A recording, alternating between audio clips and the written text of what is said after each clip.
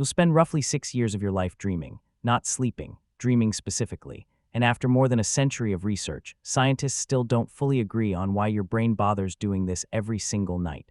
Let's start with what a dream actually is, physically, inside your skull. For most of the night, your brain cycles through several stages of sleep, but the most important one for dreaming is called REM sleep, short for rapid eye movement. During REM, your eyes dart back and forth rapidly beneath closed lids. Your brainwave activity looks almost identical to being awake, and yet your body goes almost completely paralyzed. Your major voluntary muscles are switched off by a mechanism in the brainstem, so that whatever your brain is imagining doesn't get physically acted out. This is where dreaming happens most vividly, and the way scientists discovered this is a story worth telling on its own. In 1953, a graduate student named Eugene Aserinsky, working in physiologist Nathaniel Klateman's lab at the University of Chicago, was studying eye movement during sleep. He hooked his own 8-year-old son up to an early machine that could track those movements. The eyes were darting back and forth. The boy was fast asleep. What he found on the readout that night hadn't been documented before. Periods throughout the night where the eyes moved rapidly, almost frantically, even though the boy was clearly asleep. Aserinsky and Klateman woke sleeping subjects during these periods and asked what was happening. Over and over, people reported vivid, detailed dreams. Wake someone during other sleep stages, and dream recall dropped dramatically. They'd accidentally found the physical signature of dreaming itself, so we know where dreaming happens. The much harder question is why it happens at all. The oldest scientific theory came from Sigmund Freud in 1900. Freud argued that dreams were disguised wish fulfillment, a way for repressed desires and unconscious conflicts to work themselves out through symbolic imagery while the conscious mind's defenses were down. It was an influential idea. It also turned out to be almost impossible to test scientifically, and modern sleep researchers largely consider it unsupported by evidence. The theory that replaced it came from a very different direction entirely: neuroscience. In 1977, researchers J. Allen Hobson and Robert McCarley proposed something called activation synthesis theory. Their argument was blunt. During REM sleep, the brainstem fires off essentially random electrical signals into the higher regions of the brain. Random signals in, a story comes out. Your cortex, the part responsible for reasoning and storytelling, receives this chaotic input and does what it always does. It tries to make sense of it.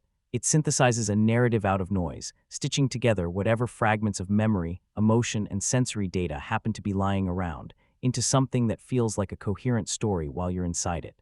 Under this theory, a dream isn't a hidden message. It's your brain's best attempt at improv, working with material it can't fully control. But activation synthesis theory had a problem. If dreams were just random noise dressed up as narrative, why do they so consistently follow patterns? Why do so many people report recurring dream themes, like falling, or being chased, or showing up somewhere unprepared? Random noise shouldn't produce that much consistency across billions of different brains. This led to a newer, more targeted theory that's gained significant traction in the last 2 decades. Threat simulation theory. Finnish researcher Antti Revonsuo proposed that dreaming evolved as a kind of overnight rehearsal system. His argument was that ancestral humans who dreamed about dangerous scenarios, being chased by a predator, falling from a height, confronting an enemy, got low-stakes practice responding to threats they might genuinely face while awake. The brain simulates danger in a completely safe environment, and something about running that simulation, even unconsciously, may sharpen your actual threat response the next time a real version of that danger shows up. Revonsuo backed this up with data. Studies of dream content across cultures have found that threatening events show up in dreams far more often than pleasant ones, even in people living safe, comfortable modern lives with no obvious daily threats to rehearse against. Safe beds, dangerous dreams. That gap is the whole clue.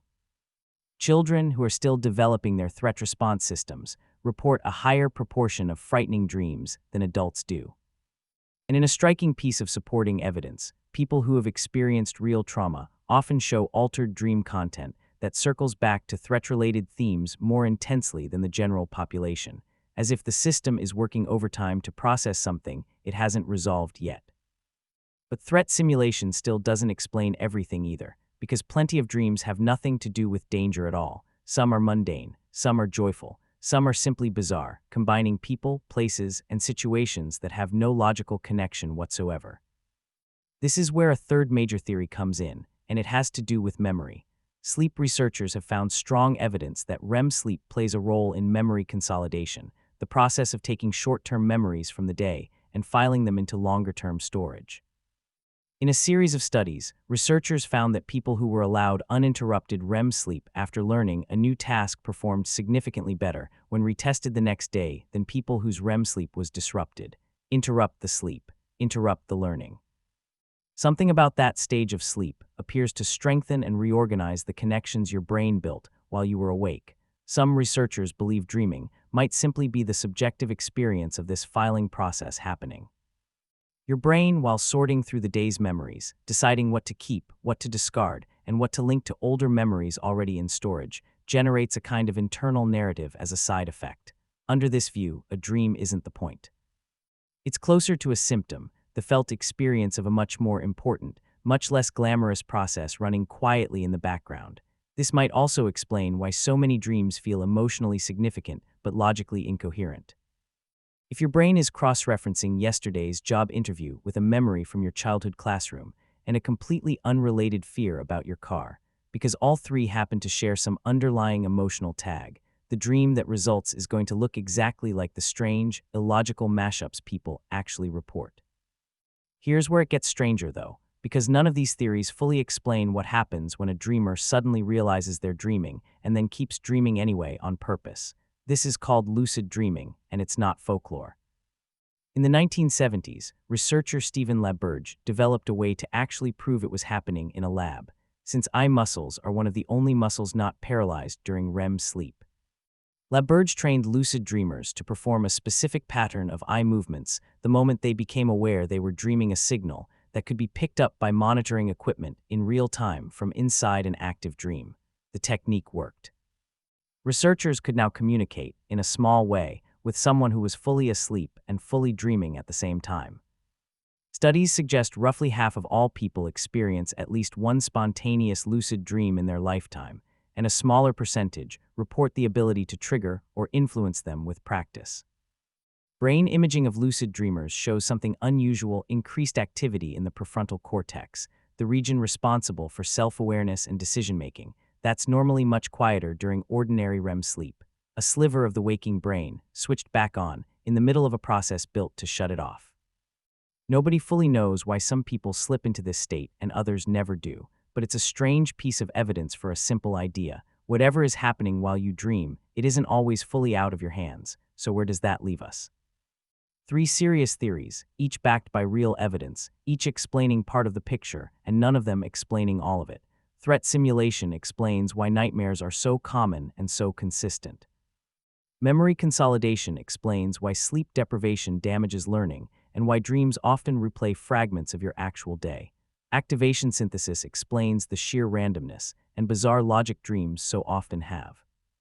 The most likely answer, according to most sleep researchers today, isn't that one theory is right and the others are wrong.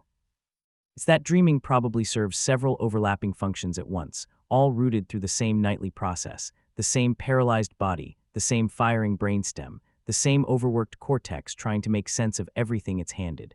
And here's the detail that makes all of this even stranger.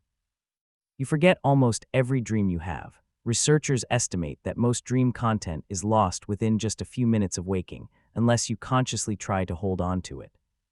Whatever your brain is doing every single night, building entire sensory worlds, rehearsing danger, filing memories, apparently doesn't require you to remember any of it in the morning for it to have done its job. So tonight, when you close your eyes, your brain is going to do something it's done every single night of your life. It's going to build a world out of nothing, populate it with people who may not even exist, run you through scenarios you'll never consciously choose, and then quietly erase almost the entire thing before you're even fully awake. You won't remember most of it. But somewhere in that 6 years you'll eventually spend dreaming something real is happening, whether or not anyone, including you, is watching.